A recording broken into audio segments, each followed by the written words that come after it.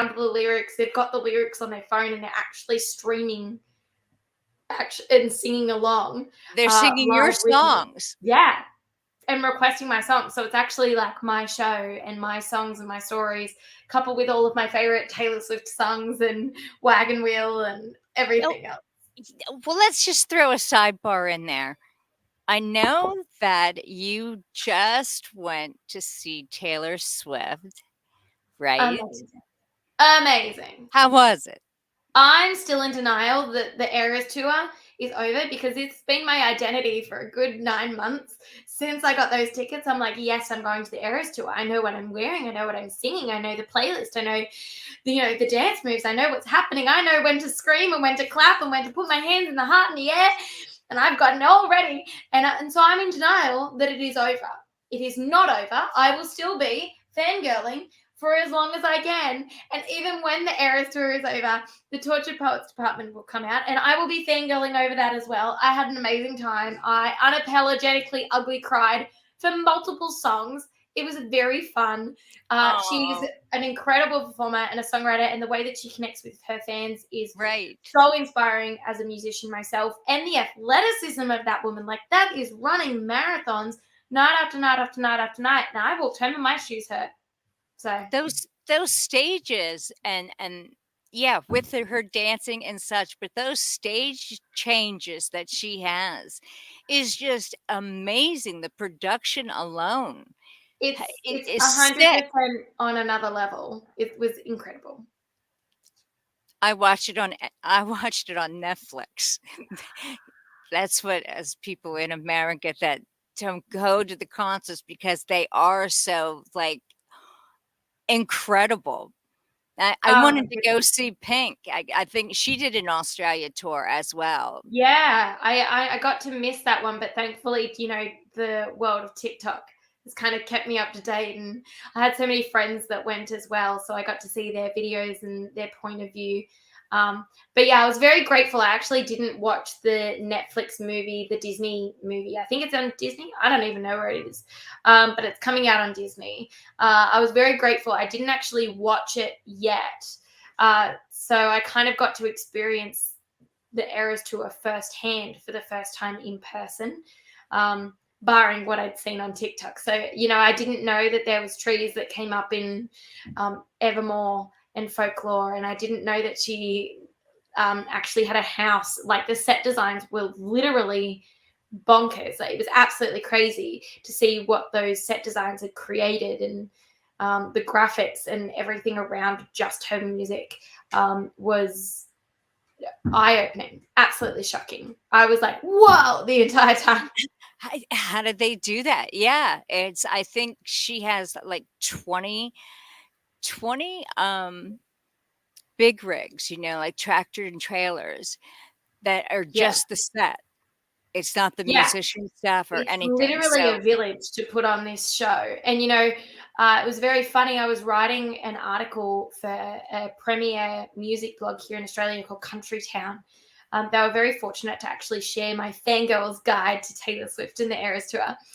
And I'd written in it a revelation that, here in Australia, it takes 2 football teams to fill that stadium, but it only took one Taylor to sell it out night after night after night after night. My and, gosh. 4 sold out stadium concerts. Like, that's incredible. So, definitely took a village to put that all together, but it was well worth it. It was incredible. I'm glad that you had a good time and everyone there had a good time. Cassidy, it's just the beginning. You could be selling that stadium out just as well. Oh, well, I love the belief. We definitely want that. It would be an absolute dream. And I would be fangirling every step of the way with everybody that believes in me for that. Yeah. Remember me when you're big time. Hello to the person that just called me Susie. Peony. So I wanted to get back to the cruise ship. Okay. So what is like, do you do 1 show a day? Do you do 2 shows a day? How does that work for you? The residency kind of depends and changes with each ship. Thankfully, I've had I think over 10 residencies now with Carnival and with P&O Cruise Lines, which has been fun. So the shows kind of go for 3 to 4 hours. Sometimes I can do 2 shows in a day and they'll just be separated. Sometimes it might even be 3 shows. So it's honestly, it changes with the venue on the ship. It changes with the dates and the residency itself.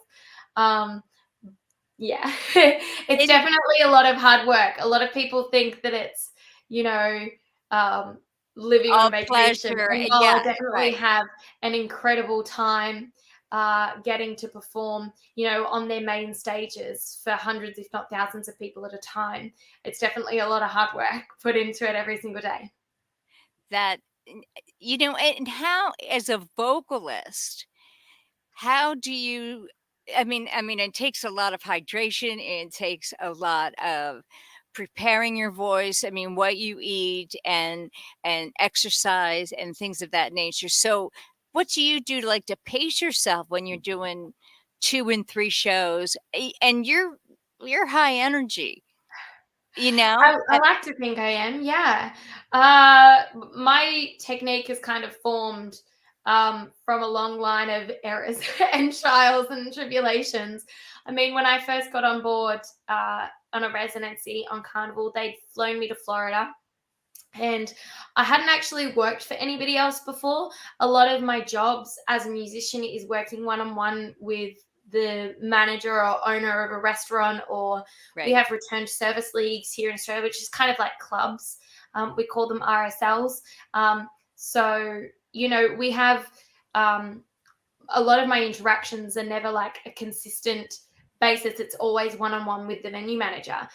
So I'd learned along the way that when I first got over there, I didn't realize that I could take a day off. Nobody told me that if I vocally needed a day to rest that I could. So I worked 72 days. I think was my very first contract with Carnival, and I worked 72 days, 3-hour nights. Wow. And that was like one of the biggest learning curves that I'd ever had. I was going over there from performing at clubs and pubs here in Australia with Right. Aussie music, and I went over there and they went, come knowing 200 songs, and I was like, typical Aussie, she'll be right. That's a very classic Aussie saying, like, she'll be right, I'll be fine. Flew over there. My manager like welcomed me and he's like, welcome to your bar, this is where you're going to perform every night. People have like request books all around the room. You're gonna play the songs that they request. And I was like, this is amazing. When are we gonna play all the songs that I know how to play? And when are we gonna get books made up for all the songs that I know how to play, so guests can request the songs that I know how to play? And he just like looked at me and laughed, and he was like, haha, no, this is the book for the ship. And for every ship, you start tonight. Good luck, have fun, see you later. And I flipped through the book and I wish I was joking. I knew 3 songs. I knew American Pie, Piano Man, and I Will Survive. And I needed to survive Okay. because 72 days. So I had a rule with my guests that I still have to this day with my fans, that if I know the song, I'll play it. And if I don't, I will try and learn it. So just coming back another night and we'll see if we can have some fun with it. But yeah, I had a lot of learning curves from drinking tea, constantly making sure that I get some fresh air outside, constantly getting enough sleep. So thankfully my cabin is quite dark. I get about 10 hours of sleep, but that sometimes means I'm waking up at noon every day and then performing till midnight that night. So it's definitely a regime that I had to get used to and work on. What soothers were, or I should Right. drink, the amount of sunlight that I needed, a lot of exercise and walking throughout the day. And thankfully the ship is like a couple of football fields long. So just walking up and down is like getting the steps in every day. I can't even imagine how big a cruise ship is. I've always wanted to go on a cruise. And if I'm going to go on one, I want to be on one where you're performing. Oh, I love that. Well, Yes, wouldn't that definitely, I would be so highly much suggest it. fun? The Now, bigger okay, the cruise ship, the less it actually feels like you're on the water. Like I get so excited when the ship moves and you can feel it. I'm like, oh my goodness, I'm at sea. Because otherwise it just feels like you're really in a hotel. You just wake up in new, amazing places. So like one day I was waking up, I ended up flying my family out to Florida, and we were waking up. One day we were in Aruba. The next day we were in Mexico. The next day we were in St. Thomas, and like we just wake up in different islands, and it was incredible. So it definitely feels like a hotel and less like a ship, but it's huge. It's like a whole community on there. Yeah, with the different floors and stuff. That's incredible. So when you play, are you playing with like a backdrop behind you and you're at the piano and playing your guitar? How is the stage normally set up for you? Yeah, well, a lot of the times, if it's a main stage, that's usually a stage, and then the audience will sit in front of you. For a lot of the piano bars that I've been able to perform in, it's actually right in the middle of the room is the stage. So the audience actually surrounds you. It's literally like sitting and having speakers sitting 360 and then playing your music. You get this cacophony of sound all around you, which is almost majestic. I love being in the middle of the room and having the entire crowd singing my songs at the top of their lungs, that I can kind of just sit there and feel that energy and feel how Yeah. excited they are, and then hear them like singing every word and believing every word. It's absolutely incredible. And only recently have I been taking my guitar since COVID happened. I was very lucky. The day that the borders shut here in Australia was the day that I was meant to hop on a ship and go to Hawaii. And I had literally all of my stuff packed up, and I've said to my parents, I was like, I don't really have a place to live, and they were like open arms and said, come live with us on our farm. Yeah. And we had this incredible time, and I was like, well, I'm not going to do anything for the next 2 years because I was living on cruise ships, so I'm going to learn how to play guitar. So kind of took it to the next level and ended up teaching myself how to play and writing songs on guitar. And then now I just take it on cruise ships with me. And so in a piano bar, people will see me just sit up on the piano, and I'll just be like, let's play guitar. Yes, you can Very you fun. can tell. I mean, I can tell from your videos that you do, like your short stories or your photos that you've had from the cruise ship. I mean, your audience is so involved in your show. That has got I mean, as a musician, we all look for that. I mean, we want that vibe because it makes us appreciate what we're doing. They're appreciating what you're doing, and it's a give take kind of thing. And so they're standing on top of bars, or they're standing on top of your piano, they're standing on top of tables and going wild. It's honestly like people have big dreams in life, and then they have little dreams to get to their big dreams. It was definitely, I didn't even realize that it was a dream of mine to have 300, 400 people singing your songs back at you so loudly that you don't even need to sing because you're not going to be heard anyway. They're just that loud. Right. You don't want to push your voice, try to be Oh over my top gosh. of them, but that is going to be an Totally. incredible feeling. Oh my goodness. Yes, it's literally brings tears to the eyes when it happens, of them just like singing one more song at the top of their lungs, and then actually singing the song that I wrote And then called One More singing the Song, and song. Yeah. testing new songs out on these audiences, and them going, okay, we've heard this song once. Like before I released Fangirl, I was like, I wonder how people are going to take it. I'll just play it. I played it once, and by the end of the song, they'd already been singing it. And they'd come back the following night, and they're like, play Fangirl, play Fangirl, play Fangirl. And they're like, we've got the lyrics. We wrote them down. We like recorded it. We've been singing along all day. We know the words. Play it. And I'm like, this is incredible. So yeah, I definitely didn't expect it. Being a musician, when I first started, for me, it was very therapeutic. I was like 15. My best friend was 17. She suffered from type 1 diabetes. She actually passed away in her sleep for dead in bed syndrome. Here in Australia at the time, they didn't have alarms that they had in America that could wake carers and let them know when they would go into a hypoglycemic reaction. And so unfortunately, she actually passed away to something that was quite manageable. And thankfully, she lived a very well life. She traveled the world twice. It was incredible. And her parents, took her passing and were able to change literally the face of Australia with diabetes, and made sure no parent in Australia ever experienced what they did. So every type 1 diabetic, could have alarms, and their carers could make sure that they were looked after if they went into those hyperglycemic reactions. But for me, when I was 15, I actually found out on Facebook. My wall was covered with RIPs. And that's how I found out that my best friend had passed away. That was, for me, so shocking that I didn't even know how to process it, that I ended up turning to music. And it started out as quite therapeutic.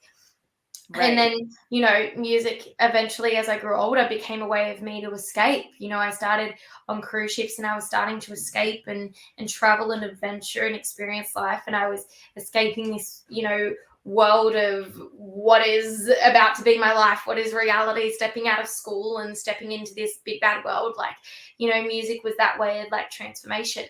And slowly music has become something even more amazing, and it's about people, and it's about the incredible fans that I meet in this community that surround me. It's about connecting heart to heart, and it's about writing songs about people and their stories and their lives and their experiences, as well as my own experiences and interacting with them. And it's, for a lot of musicians, music is very much about the song and about the storytelling, or about the poem, or about what it means for them. And for me, thankfully, with this experience and with this residencies and with this opportunity to grow as a musician, it's transformed into actually being about the people. That's actually the best part, and connecting heart to heart with an audience that becomes a fan, that becomes a friend, that becomes a part of this community, and kind of getting to travel the world together and create this music together. So it's been absolutely amazing. Well, I'm sorry for the loss of your friend, but I'm sure that she is looking down on you, and she is so proud of you. I mean, you're making her smile every day, and I'm sure your life has been full of smiles, although with the missing of her friendship, your life has been different for having known her. Yeah. And, I mean, blessings to you, because without having known her, life would, that part of your life would have been empty, because you do find, I mean, in the music business, you do find a lot of people that are shallow, at least, when I was out there. And with you, I mean, the connection that I see with you and your audiences is just over the top. And I saw a few pictures of you sitting at the piano playing, and you had an iPod in, and I'm thinking, oh, well, that's her monitor. And I'm thinking, how else would she hear if she didn't have in-ear monitors? So was that a monitor? Is that what you were doing? No, actually, it's a really cool thing. So I have on my stage a monitor up against me, so I can kind of hear myself, except when the crowd gets really loud, then there's no hope in anything that I can hear myself at all. But because I've been doing residencies for so long, and because I had that rule that if I know it, I play it, and if I don't, I will try and learn it, I kind of have a cool parlor trick where I can be playing a song. And as musicians, we all know those songs that we can do blindfolded, without thinking at all. For me, it's like Wagon Wheel or anything Taylor Swift or Ed Sheeran or Bruno. There's so many songs that I can do, close my eyes, sing it at the top of my lungs, and get a crowd involved to sing along with me. So that while I'm actually playing a song, I'll have my earphone in and I'll be listening to a song that I've actually never heard before and learning it, so that the following song is the new one. And it's very Aussie of me that I'll be like, let's just give it a red hot go. And if it works, it works. And if it doesn't, it's funny. But we'll just give it a go. So there's been a lot of times that, thankfully I've learned over 1,000 songs. And, growing up, we've heard so many songs. So it's very quick to pick up on songs. But even nowadays, people will come up to me and they're like, have you heard this B-side track of this song from this person back in the 1970s? And I'm like, no. But does everybody want to hear it? And they're like, yes. I'm like, all right, well, give me 4 minutes and we'll give it a go, shall we? And so I'll go and find the chords. I'll be listening to the song and I'll go, well, in the meantime, let's do a song that everybody knows. sing it as loud as you can, and that way maybe I don't have to sing a lot of it. Yeah. So I'll just be playing along, and it'll be like this group-wide karaoke moment. And then the following song, I'll be like, well, I've listened to the 4 minutes of it. I've probably listened to it once, maybe 1.5 times. Let's give it a go, shall we? And if it works, it works. Let's have some fun. So it's a cool parlor trick, and comes with It's a lot of experience. learn as you play, but you're playing another song and you're hearing the other song in your ear, and you're figuring out the key, and you're picking up some of the lyrics, and you have those ones that, yeah, we want you to play this song, and you're figuring that out while you're still performing another song. Yeah. That is, I'm going to say it right now, that is freaking amazing. I don't know many people that could actually do that. It's taken a lot of practice and a lot of years. It used to be give me an overnight, and then the progress slowly started going down. And one day I was like, well, I don't really want to wait overnight. We might as well give this a go. What if I just listen to it? Give me 4 minutes. And so I started like having a break for 4 minutes in my show, and people would be like, we're just gonna like sit here with our drinks. They're probably drinking something a lot more stronger than tea. And they just sit there and like watch me, and they're like, we'll wait for you. And I'll be like, cool, I'll just like listen in absolute silence with my phone, and I'll just be there, and I'll be like, okay, well, we'll give it a go. And then it went to like, oh, I don't really need to take a break. I can just be doing something else while I'm listening. But it's kind of the equivalent of like having a window down while you're driving, talking to somebody, and singing the radio at the same time. So it's multitasking, just on a different level for a musician. That's a kind way of putting it, Cassidy. I'm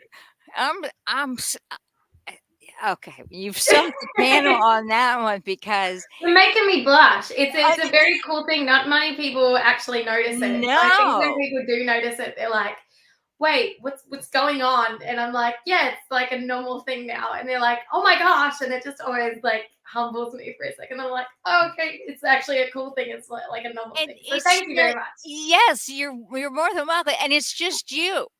I mean, it's not like, okay, well, give it to the drummer, or oh, well, this guy knows that song from the 70s or whatever. It's you. It's Yeah, you with the piano, or it's you with the guitar, and there yeah, you are doing it yourself. yeah, That is 100%. remarkable. I'm not worthy.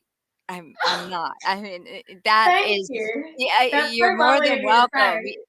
I You mean, now that I am performing with a band around Australia, and like we're planning a tour at the moment to travel up and down the east coast of Australia, I don't think I would ever like make them do that, but it would be very funny wouldn't that to be see how cool? Just quickly everybody could pick up a song. Like I have such a talented band.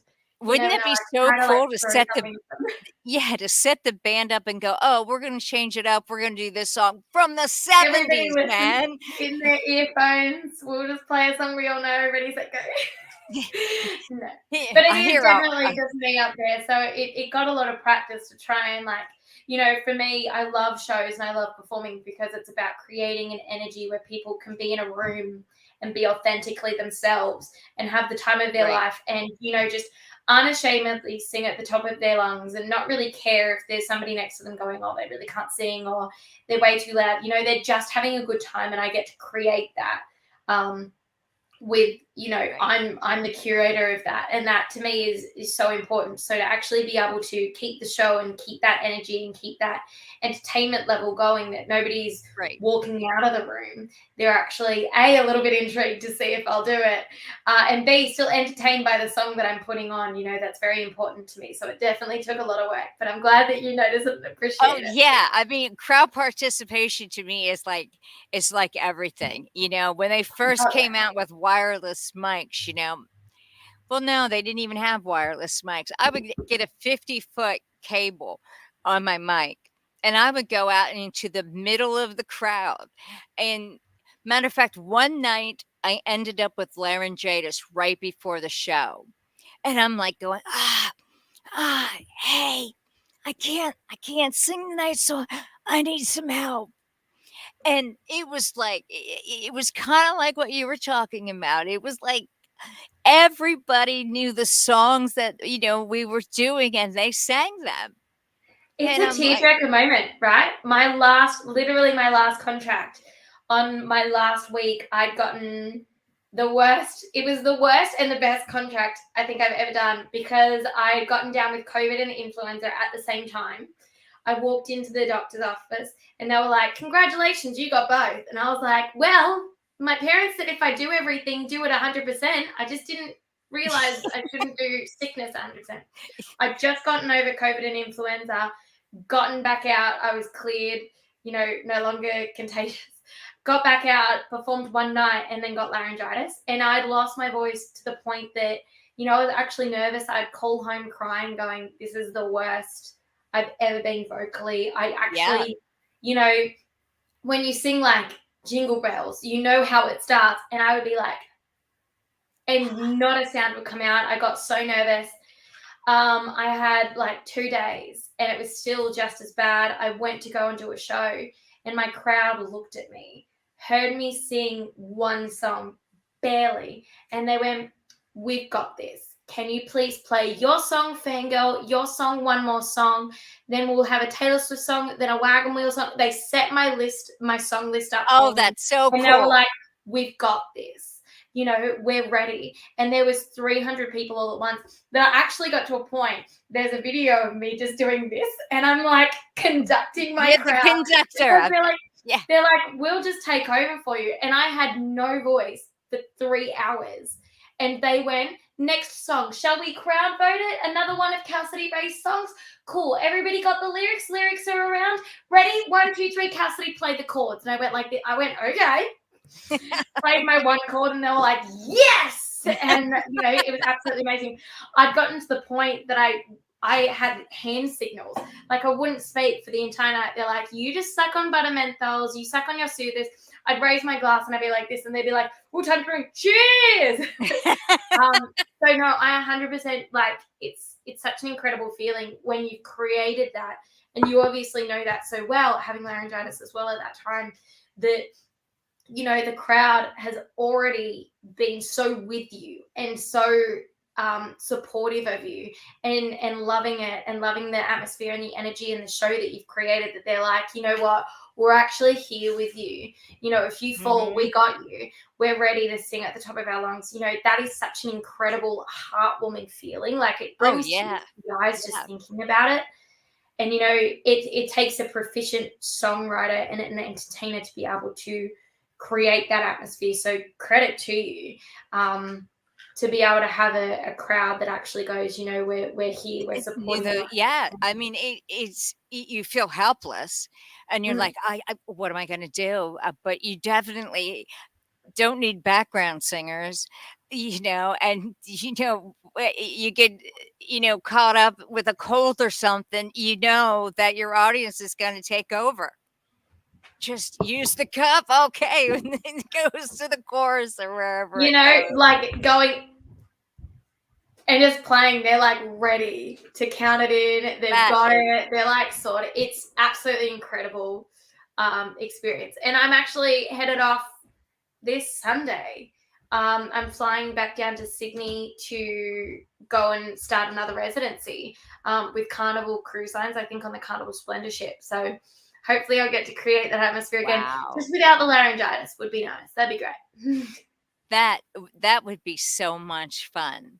So let's talk about your new hit. Now that we've caught up. Love it. The new song is called Fangirl. And everything.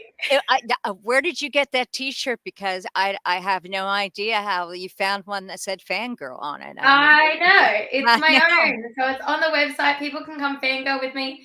And of course, if they're like, "Cassidy, we're not a girl," you can fanboy. There's fanboy T-shirts. Actually, didn't even mean to have it on me. But there's even like fanboy T-shirts, which I think is so cute. Oh, that's kind of cool. That's really cool. How adorable is that? I love that. So like we have fangirl merch now, and fangirl hoodies and fanboy hoodies. We have fangirl bracelets. So repping the merch right now. It's such a good song. People were like, "This is what we would like. Please make this." And I was like, "I hear you. Let it begin." go to Cassidy-Ray, RAY.com. That's her website. And you'll see her shows, you'll see where she's playing, her merchandise, everything is there. I went there. It was just lovely. And I'm like, yeah, I need to have one of those and one of those. So I'll be ordering. So Yeah. Fangirl, tell me like it was written because you were a fangirl, or were you thinking about people that were fans of yours? Multiple reasons. So I am that girl that is singing in my bedroom with my hairbrush. Yes, I was Along with that all my girl favorite too. songs. Yes. I am that girl, front row at a show, decked out in merch, singing and dancing along like I'm back in my bedroom. You know, I'm that fangirl. And I thought I'd never actually heard a song like that before, that somebody is talking about this fangirl experience. And something that I've been loving is that being on these residencies and getting to perform as much. Like I performed, I think, over 170 shows last year. I don't even know. Like, it's ridiculous. It was nearly a show, maybe 270. Like, I lost count of how many shows I did. That these songs became less about, like, am I in love? What does love feel like? Is it love or isn't it love? I'm out of love. Love is stupid. Love is great. And it became less about that experience and more about, you know, I'm on the road and people are requesting night after night one more song. I'm on the road, and somebody actually came up to me after one of my shows and they're like, I'm obsessed. I'm a fangirl. And I was like, oh my goodness, that sounds like such a cool line. You know, I'm a fangirl myself. And I went, well, I want to write about what I'm actually experiencing. And, you know, I am a fangirl. I haven't seen that written before. And people around me are fangirling. I think it would be such a cool song to have that relatable idea. And so a lot of my songs lately have been less about, you know, love and falling in love and falling out of love or questioning it, and more actually into the shows that I'm doing and that I'm very grateful to do.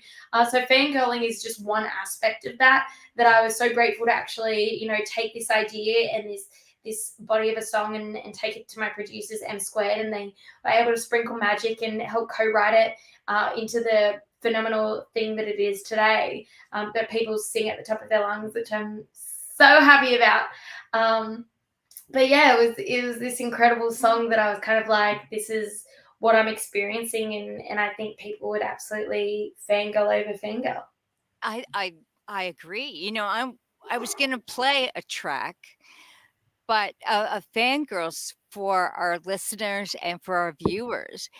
But Yeah. since you are drinking tea, it's now like what, about 11 Nearly o'clock? midday. Yeah. Oh my gosh, you're into it. You're holding your guitar. Can you give us a little ditty?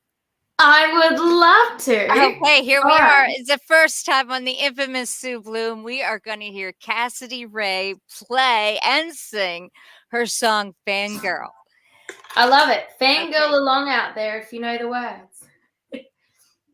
It's safe to say that I'm obsessed. You should be paying rent inside my head. All the acronyms that no one gets. You don't even know my name. I'm a fangirl, I can tell you. I fell in love the instant I knew it was more than a buzz. The room was spinning as a song was spinning on the radio. From the very first song I was singing along.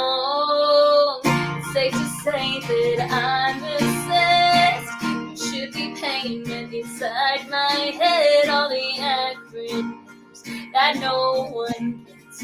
You don't even know my name. I'm a fangirl. Drinking lyrics from the top of my lungs. Stay awake, hear repeat on our songs. I'm one of the millions, you're one in a billion. And I'm a fangirl, I can tell you.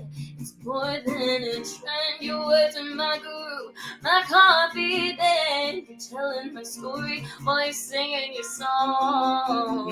Sing your song, I dream of the day when I see your face, your face. It's safe to say that I'm obsessed. Should be paying rent inside my head. All the acronyms that no one gets. If you don't even know my name, I'm a fangirl. Read your lyrics from the top of my lungs.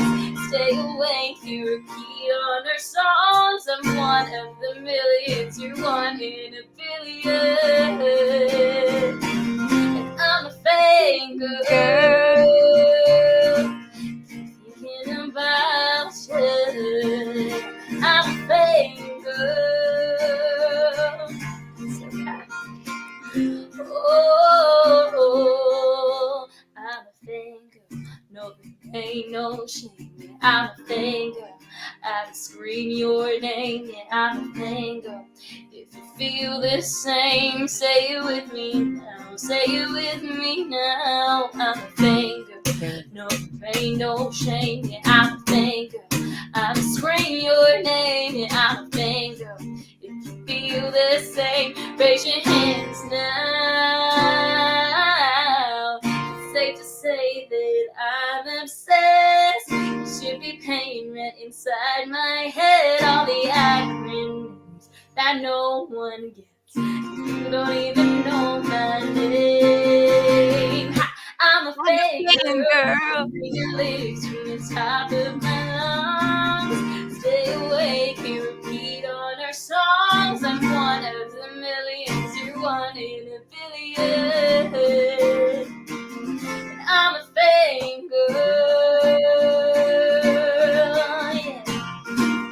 Yeah. That is so amazing.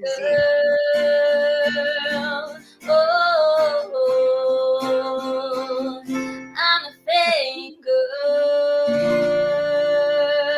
Yeah. There it is, ladies and gentlemen. Cassidy Rae live on HamiltonRadio.net. You heard it here first. United States, 8:47 p.m. Eastern Time. We got Cassidy Rae singing Fangirl. Girl, that was incredible. Thank you. Yeah, I mean, how do I follow that? I mean, Well, cheers. I appreciate it. more Thank you so to much. you. Yeah.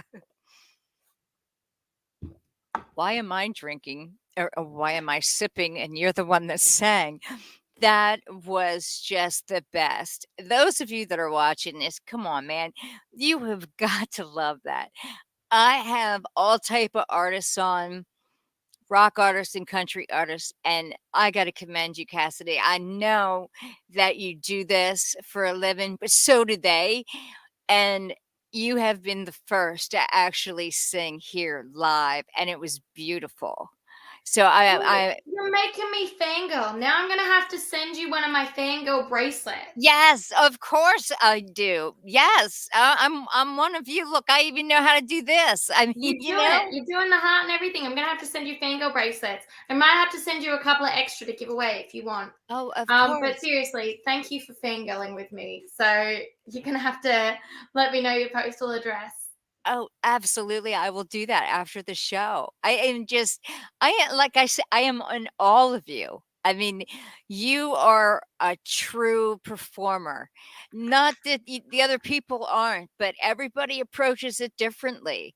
And being a female in the industry, you are just a shining light and positive, a positive influence to so many Thank young you. girls that want to do this, and they can look up to you because you're doing it. And you go back and watch this show again, and there's just so much information that I'm gonna have to go back and watch it myself because it was just so enjoyable. I mean, I loved it. So you have Keep got. complimenting me. I won't be able to fit through doorways. My head will be too It's big. okay. You have all day to get through it. Hey, watch that guitar. Is that a Because 3/4 size guitar? it is. It's a mini maiden. I thought when I first learned, I couldn't fit my hands around the actual fretboard, because Uh-huh. as a pianist we play very differently, and so I had a mini one. So it's a cute little baby one that's very easy to travel with. Yes. Yes. I have a couple that are really big bodied, like my own butt, you know. It's and it's like I hide behind that when I play. It's like it That's the covers me next up. one to get, I think, is a bigger one, just to be like a good little brother or sister, I or think bigger brother or so. bigger sister. I don't know.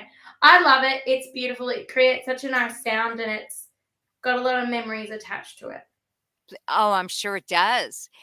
So when you approach your singing, it's all about life experiences. It's about the people that you have come in contact with and made a difference in their world, in their I life. I believe that when words fail, music speaks, and I love that music transcends language and distance and discriminations of any kind, and it just transcends all these different barriers and kind of unites people and connects them from heart to heart. And so I love writing for people, and I think music is about connecting. And so it's not really Yes. just about my experiences or my relationships or, lack of, or, my adventures. It's purely about what I'm experiencing. I kind of like to think of myself as like SpongeBob SquarePants, in the sense that like I literally live in the sea and sometimes under the sea. No, no, I live in a really cool place, and have all these residencies, and have so many shows where I get to meet people and hear their stories, and when I'm signing posters or when I'm giving out CDs, or at the merch table, and they're telling me how they came across me or how long they've been a fangirl.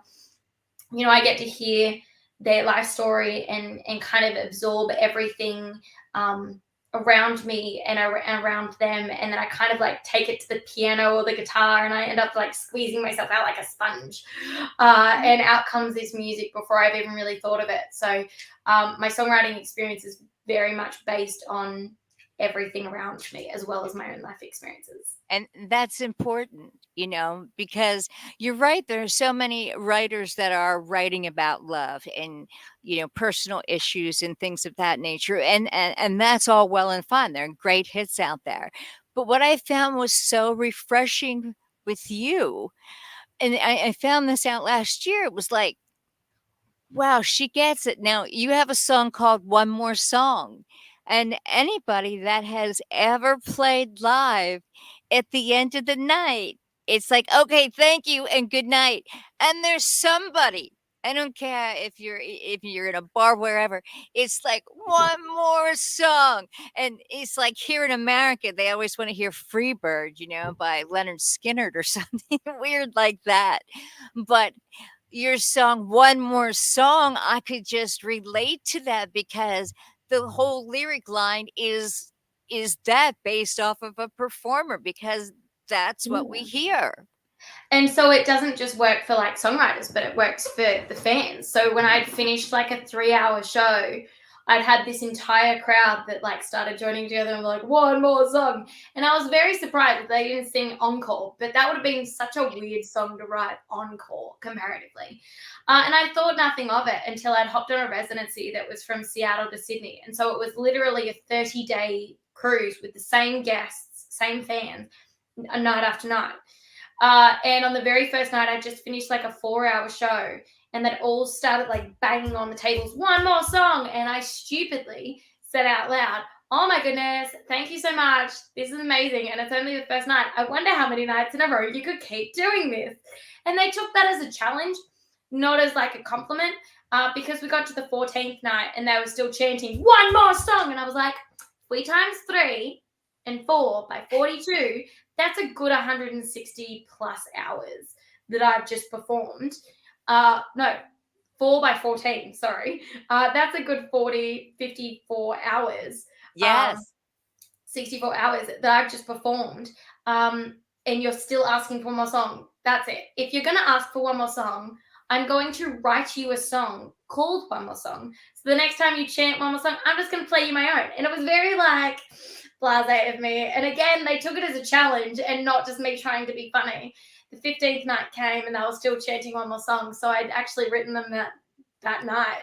I was like, well, That is fine. Here's one more song. It's called One More Song. Here we go. And it's become this thing that a lot of my fans actually will come onto ships. And they've messaged me. They're like, we'll be on board. We're ready to trade friendship bracelets. And they'll come going, one more song. And the last song better be one more song. yeah. So very cool that it works for songwriters and for fans as well. That is an incredible story. You can find Cassidy Rae at Cassidy-Rae, R-A-Y. Hello, Facebook user. R-A-E. R-A-E. What'd I say? R-E-A. I'm dyslexic. Okay, tonight. So it's Cassidy-Rae.com. Go there. Check out her music. She is on Spotify, Apple Music, Amazon Music, YouTube, Deezer, Instagram, Facebook, and Twitter. You can find Cassidy Rae wherever you are. You just have to look. So she's got an upcoming residency. I believe it starts March 4th. And yeah, it's just like next week. Literally. I'm not packed. Well, I'll tell you what, I'm going to definitely keep in touch with you because I want to know all about what's going on with Cassidy Rae. I can't thank you enough for this interview. I mean, thank you. You guys realize it's still Tuesday here and she's in Australia and it's Wednesday. So like there's a time warp between us. But yeah, look at her. She's beautiful. She's upbeat. She's singing. And Cassidy, you have my heart, girl. We'll chat afterwards. How about I'm going to put you on the spot here. How about you take us out of the last 3 minutes of one more song? Because it's all about one more song. I'm Sue Bloom. Thank you for tuning in. If you didn't tune in, it's your fault because you missed out, but you can watch this broadcast on YouTube.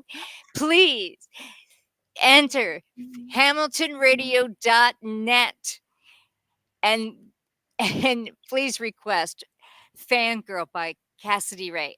Take it away, Cassidy. One more song. Crowd is jumping, bass thumping under neon lights, and he's humming, guitar strumming, and damn, it feels right on. Oh, oh, oh, oh. Feet are tapping, hands are clapping till the sun comes up. We're screaming, we're shouting, don't ever stop. Oh, oh, oh, oh, oh, oh, oh. Time to play. Kick off your boots and raise your glass.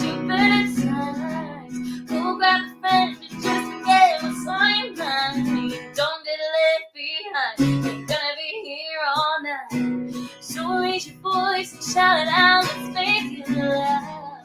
Let's show them what that country life is all about. This is your final chance. Flip and dance, cause we ain't got much time, but we got time for one more song. Yeah. One more song, lights are dancing, we're romancing to my favorite song. Praying that the good vibes just keep rolling all night long. Oh, oh, oh, oh, oh, oh, oh, oh.